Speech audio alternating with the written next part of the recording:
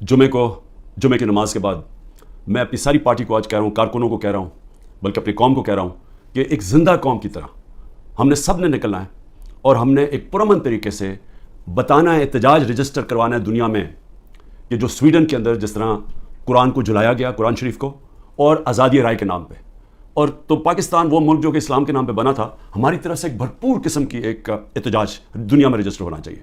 اور میں پھر سے کہتا ہوں، پرامن، کوئی توڑ پھوڑ نہیں، ہمارا ملک ہے، ہم نے کوئی نقصان نہیں پہنچانا، ہم نے صرف ایک پیغام دینا ہے۔ تو میں نے اپنی ساری پارٹی کو، کارکنوں کو، سب نے آپ نے نکلنا ہے جمعے کے بعد اور احتجاج رجسٹر کروانا ہے۔ اس کے بعد گلگت بلتستان، میں آپ کو جتنے بھی میں نے چیف منسٹر دیکھے ہیں، جو خالد خورشید گلگت بلتستان کا چیف منسٹر، میں نے ایک اس طرح کا آدمی، اہلیت بھی رکھنے والا، ایماندار، آج کل کے حالات میں ایک ایماندار آدمی ڈھونڈنا، نظریاتی آدمی، جس کو جو ایک نظریہ پاکستان جو کہ ہم ایک آزاد ملک چاہتے تھے، حقیقی آزادی، نظریاتی آدمی، اس کو گرا دیا گیا۔ اور اب کوشش یہ ہے کہ جس طرح پہلے پچھلے اپریل میں ہماری گورنمنٹ گرائی گئی، انہی لوگوں نے پھر اس کے بعد پنجاب کی گورنمنٹ گرائی، لیکن قوم نے پنجاب کی گورنمنٹ کو وہ الیکشن کے اندر 16 جولائی کو پھر جتا دیا، ہم پھر واپس آ گئے، پھر کوشش کی گرانے کی، جب کہ ہم نے 186 ووٹ لے کے ایک ووٹ سے اپنی گورنمنٹ بچائی پنجاب کی، اور اس کے بعد ہم الیکشنز میں نے اناؤنس کیے آئین کے مطابق۔ وہ اور بات ہے کہ یہاں آئین کے اوپر تو اب کوئی قانون تو ہے ہی نہیں، جنگل کا قانون ہے آج پاکستان میں، طاقتور نے فیصلہ کیا الیکشن نہیں ہوگا، تو سپریم کورٹ کے آرڈر کے باوجود الیکشن نہیں ہوا۔ لیکن اس کے بعد آزاد کشمیر کی گورنمنٹ گرائی گئی، اور وہ اس کے منہ سے ہی نکل گیا جو پی ایم ایل این کے جو پارلیمنٹری لیڈر، وہ فاروق نے تو کہہ ہی دیا کہ جی یہ کون ہے اس کے پیچھے۔ اور اب گلگت بلتستان کی باری آ گئی تھی کہ بس وہاں تحریک انصاف کی حکومت کسی طرح گرائی جائے۔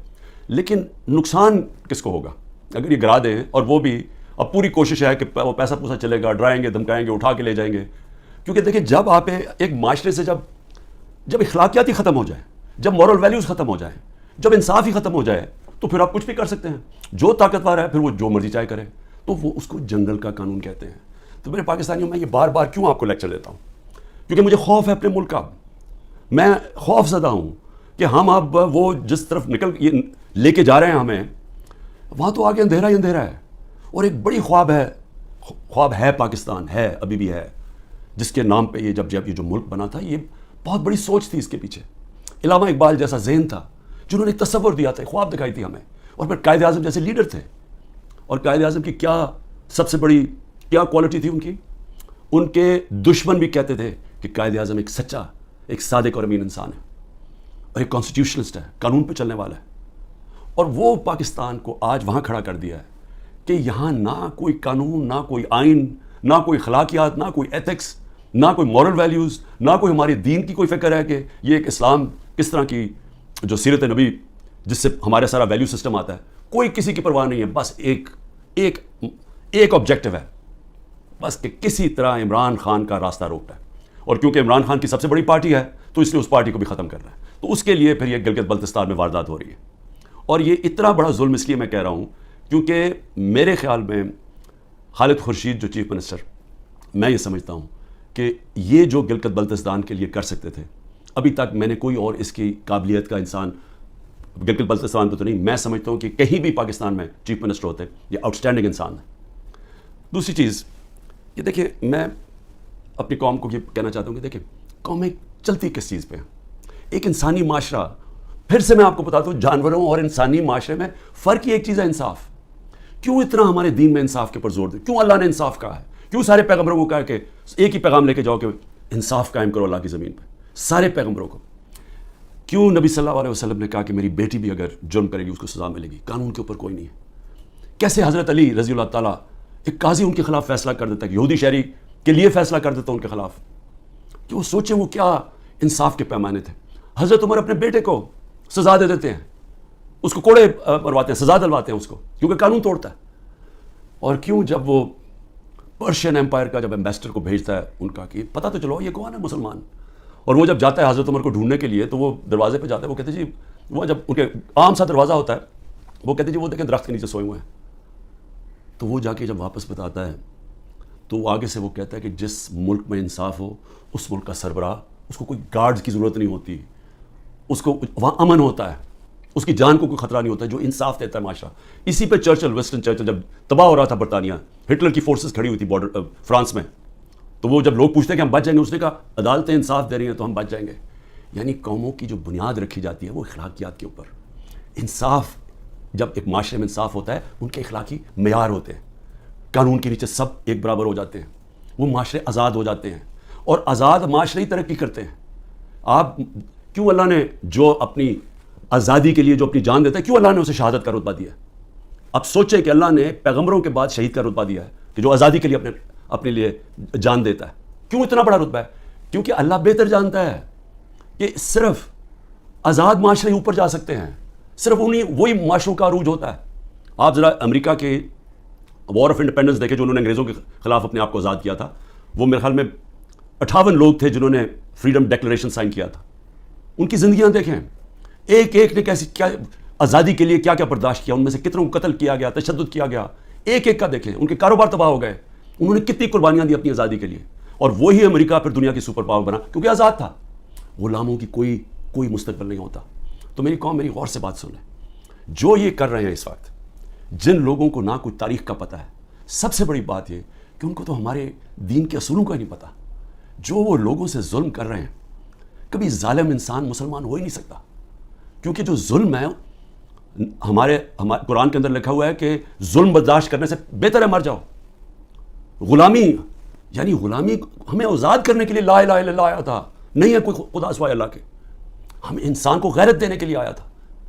اور جہاں بدترین انسان کو انسان کی غلامی کروائی جا رہی ہے، کوئی قانون نہیں ہے، ڈنڈے مار رہے ہیں، جیلوں میں بھرا ہوا ہے، تشدد کر رہے ہیں، گھر توڑ رہے ہیں لوگوں کے، گھروں کے اندر گھستے ہیں، نہ عورتوں کی پرواہ کرتے ہیں، بچے اٹھا کے لے جاتے ہیں. عامر مول کے 5 بچے، 4 چھوٹے بچے اٹھا کے لے گئے. ایک ہمارا کارکن تھا، وہ نہیں تھا تو اس کے بچے اٹھا کے لے گئے. کسی کی بہنیں اٹھا کے لے گئے، ہمارا ایک کارکن کا بہن اور اس کے بھائی اٹھا کے لے گئے کیونکہ وہ ٹکٹ ہولڈر نہیں تھا گھر پہ. گھر توڑ دیتے ہیں، گھر لوٹتے ہیں، پولیس گھر لوٹ رہی ہے. اور تو لوگوں کو چھوڑو، ایکس پرائم منسٹر پارٹی کے ہیڈ کے یہاں 40 لوگوں نے دروازہ توڑ کے آئے اور سارا گھر جو چیزیں ملی لوٹی اور لوگوں کو مارا، پکڑ کے لے گئے. وہ بیچارے خنسامے کو لے گئے، وہ جو مالی تھا اس کو اٹھا کے لے گئے. ان کو جس طرح جیل میں رکھا. میری بہن کے میں بتایا ہوا کہ خنسامے کو اٹھا کے لے گئے. وہ کہتا جی آدھا وقت ہم کھڑے ہوتے تھے کیونکہ سارے ایک وقت پہ لیٹ نہیں سکتے تھے. وہ ایسے اوپر سے گرمی لیتا، اس کو بیماری ہوگی وہاں، اس کی پہلے تو ریزسٹنس ختم ہوگی، کھانا بھی نہ دے صحیح طرح. وہ ابھی تک وینٹیلیٹر کے اوپر پڑا ہوا ہے. ایک غریب آدمی جس کے اپنی زندگی کی جنگ لڑ رہا ہے. عورتوں کو پکڑا ہوا ہے جو عورتوں سے کر رہے ہیں. ڈاکٹر یاسمین دیکھیں، ان کی عمر دیکھیں، کوئی نہیں دیکھ رہے، نہ عمر دیکھ رہے، نہ کچھ دیکھ رہے. اور ان کا جرم کیا ہے؟ صرف جرم ایک ہے کہ عمران خان کو ختم کرنا ہے. اپروور بنا رہے ہیں، لوگوں کو پکڑ رہے ہیں. جی اچھا جی آپ صرف یہ کہتے ہیں کہ عمران خان نے کروایا ہے. اعظم خان کو اٹھا کے لے گئے، پرنسپل سیکرٹری کو اٹھا کے لے گئے، پتہ نہیں کہ 3 ہفتے سے وہ غائب ہے. اپروور بنائے جی کوئی عمران خان کے خلاف دے، جس کو پکڑتے ہیں عمران خان کے خلاف کوئی اسٹیٹمنٹ دے. شہباز گل کو جب پکڑا کوئی عمران خان نے تمہارے سے اسٹیٹمنٹ دلوائی ہے. یہ جو بھی میرا کل نیم میں گیا، وہ جو توشہ خانہ کیس کی، وہ فلانے آدمی نے وہاں دبئی میں جا کے کہا کہ جی مجھے گھڑی بیچی ہے. وہ فراڈ آدمی، اس کے اوپر کیس کیا ہوا ہے. میں نے وہ جیو کے اوپر کیس کیا ہوا جنہوں نے کیا ہے. میں انشاءاللہ وہ کیس عدالت کے اندر جیتوں گا. وہ ایک بھاگا ہوا ناروے سے، اس سے انہوں نے بیان دلوا لی تھی عمران خان نے وہ گھڑی بیچی کسی کو. میں صرف یہ آپ کے سامنے یہ ساری چیزیں کیوں رکھ رہا ہوں؟ میں یہ رکھ رہا ہوں کہ اس طرح کوئی دنیا کا مذہب معاشرہ نہیں چل سکتا، بچ نہیں سکتا.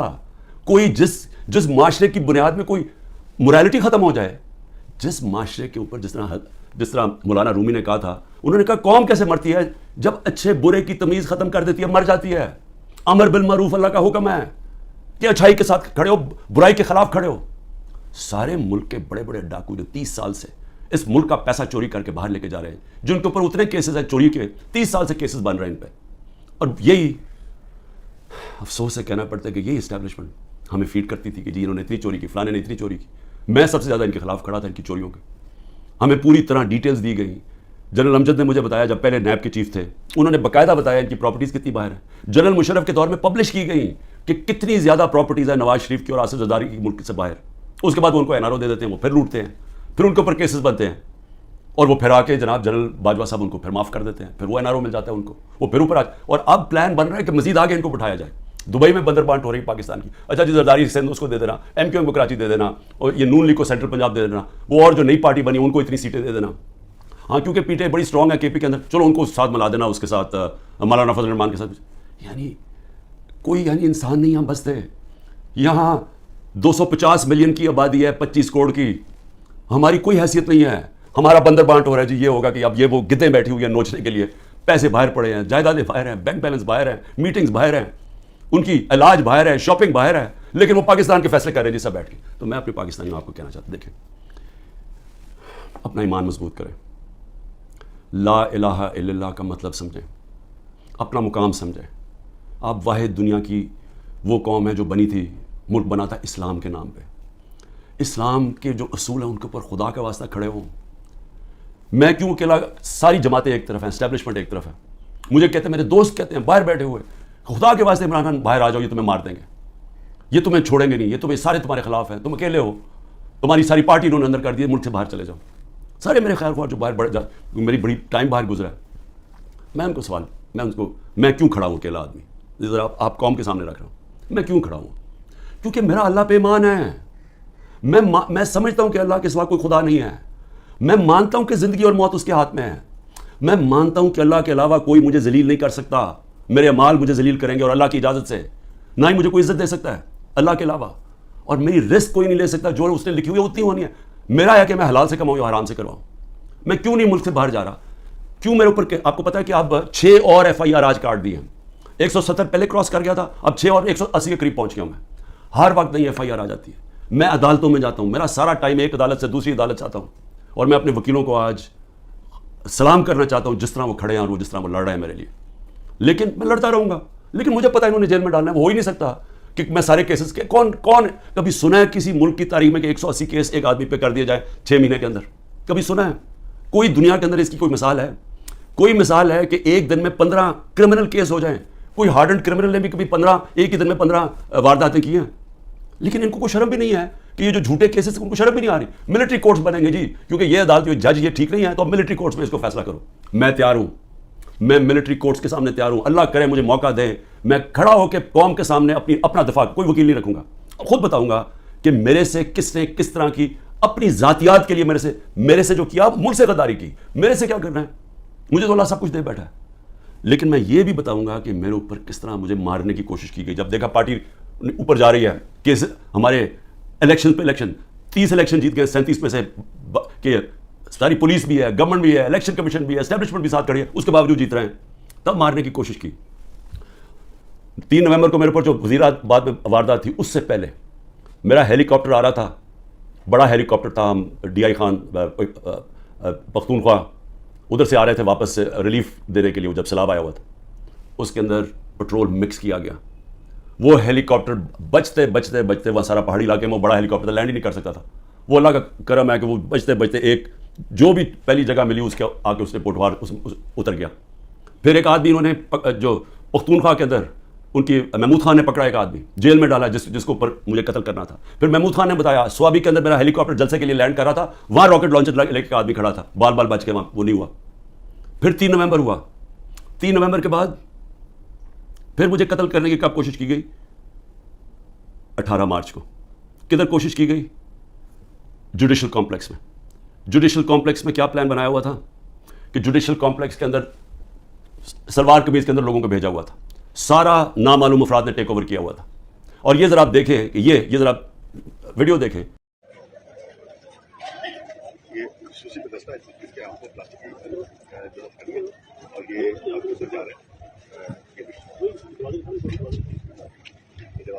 یہ خصوصی دستہ ہے جو کہ ان کے ہاتھ میں کھڑی ہے اور وہ عدالت کے اندر جا رہے ہیں. اسپیشل فورس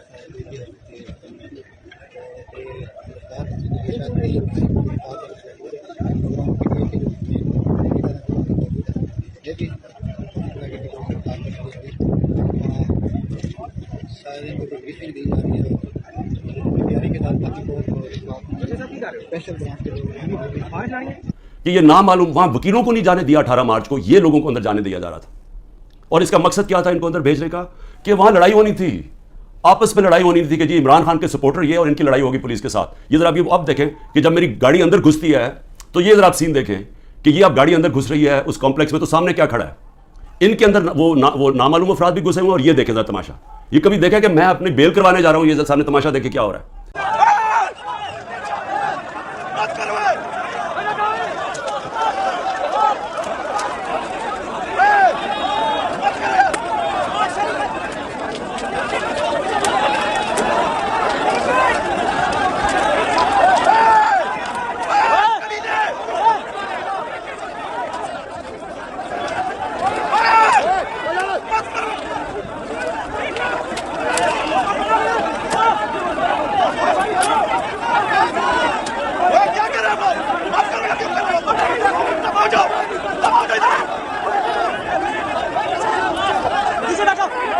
یہاں پلان کیا ہوا تھا کہ آپس میں لڑائی ہونی تھی کہ وہ ان کو بتا دینا وہ سلوار قمیض کو عمران خان کے ساتھ ہے اور کوئی لڑائی ہوئی اور اس میں عمران خان کو قتل کیا.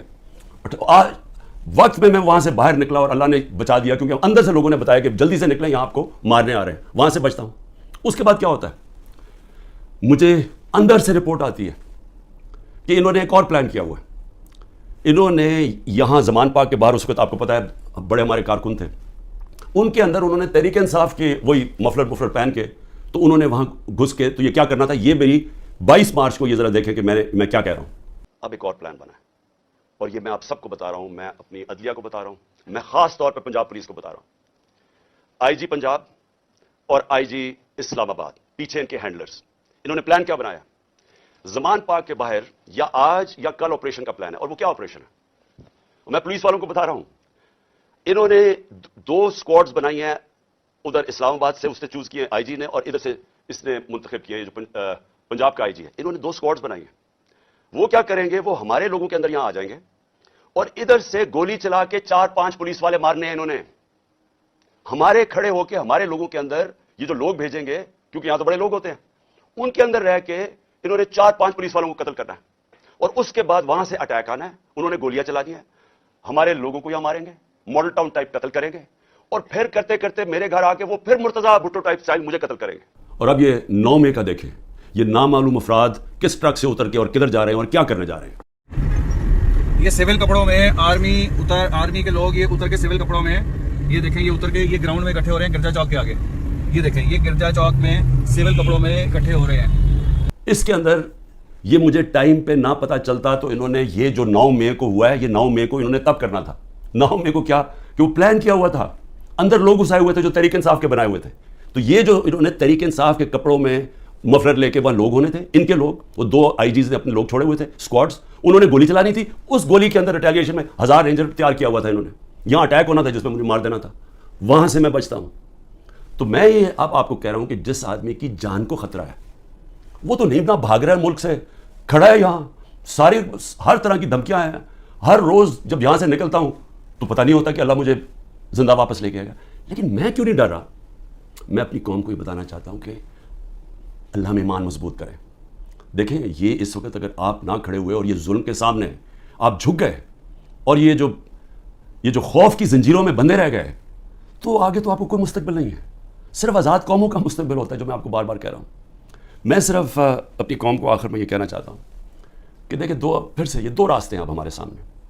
ہم ایک زندہ قوم کی طرح کھڑے ہوں, ہم ایک قوم فیصلہ کرے کہ ہم نے یہ ظلم نہیں برداشت کرنا, کہ ہم ساری قوم کھڑی ہو ان لوگوں کے ساتھ جن کے گھر توڑ کے رات کو جا کے پولیس جا کے ان کے اوپر ان کا گھر لوٹتی ہے, توڑتی ہے, ان کی نہ ان کے بیوی بچے دیکھتے ہیں, نہ ان کے نوکر دیکھتے ہیں, نوکروں کو اٹھا کے لے جاتے ہیں, وہاں پختونخوا میں گاڑیاں اٹھا کے لے جاتے ہیں.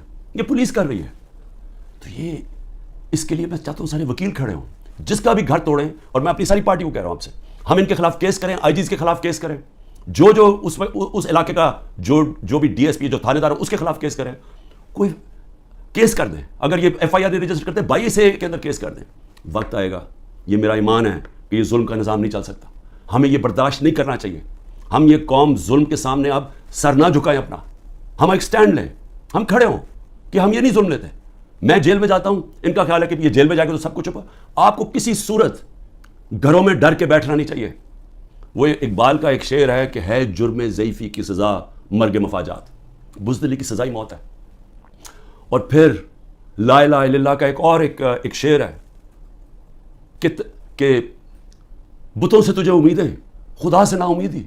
مجھے یہ بتا تو صحیح, اور کافری کیا ہے, اور کفر کیا ہے, شرک کیا ہے, کہ یہ ظلم کے اور یہ خوف کے پت کے سامنے آپ جھکتے جائیں, اللہ کے اوپر ایمان نہ رکھیں. میں جیسا بھی زندگی میں نے گزاری ہے, میں کوئی فرشتوں کی زندگی نہیں گزاری, لیکن میں اللہ کا شکر کرتا ہوں کہ اس نے مجھے ایمان دیا ہے, اور ایمان کی قوت سب قوتوں سے اوپر ہوتی ہے. اللہ نے لا الہ الا اللہ دل میں ڈال دیا ہے, اس لیے مجھے خوف نہیں ہے, ہر چیز کے لیے تیار ہوں. آپ بھی تیار ہوں. میں اپنی ساری قوم کو کہتا ہوں, نوجوانوں کو کہتا ہوں کہ آپ نے اپنے مستقبل کے لیے کھڑے ہونا ہے. کتنے لوگ باہر چلے جائیں گے ملک کے, چلے 9 لاکھ ابھی تک لوگ چلے گئے ہیں, لائنیں لگی ہوئی ہیں, لوگ جائیں کوشش کر رہے ہیں ملک سے باہر نکلنے کے لیے. یہ تو کوئی حل نہیں ہے. کھڑے ہو کے ملک کے لیے جنگ لڑیں, کھڑے ہو مقابلہ کریں. بھاگنا تو سب سے آسان کام ہے. میں پہلے زرداری نہیں باہر بھاگ جاتا تھا, نواز شریف جب اپوزٹ باہر بھاگ جاتے تھے, میں کیوں نہیں باہر بھاگ رہا؟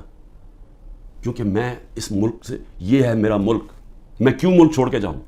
میں نے کوئی چوری نہیں کی, میں کیوں نہ کیسز لڑوں, میں کیوں باہر بھاگوں؟ اور میں وہ ان میں سے نہیں جس نے جب باہر جا کے جس نے پیسے جمع کیے ہوئے ہیں, بادشاہوں کی طرح باہر رہ رہے ہیں. مجھے تو پتہ کتنا مہنگا وہاں رہنا, رہتے کیسے؟ 400 روپے کا تو 1 پاؤنڈ ہے, کدھر سے ان کے پاس پیسے ہیں؟ یہاں کا چوری کیا ہوا پیسہ باہر.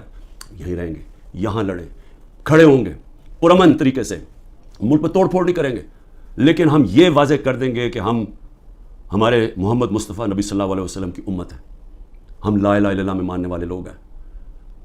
اللہ جب کسی کو ایمان دیتا ہے ان کے خوف دور کر دیتا ہے. ہم خوف کی زنجیر توڑ بیٹھے ہیں, اور ہم یہ ظلم کسی صورت اب قبول نہیں کریں گے.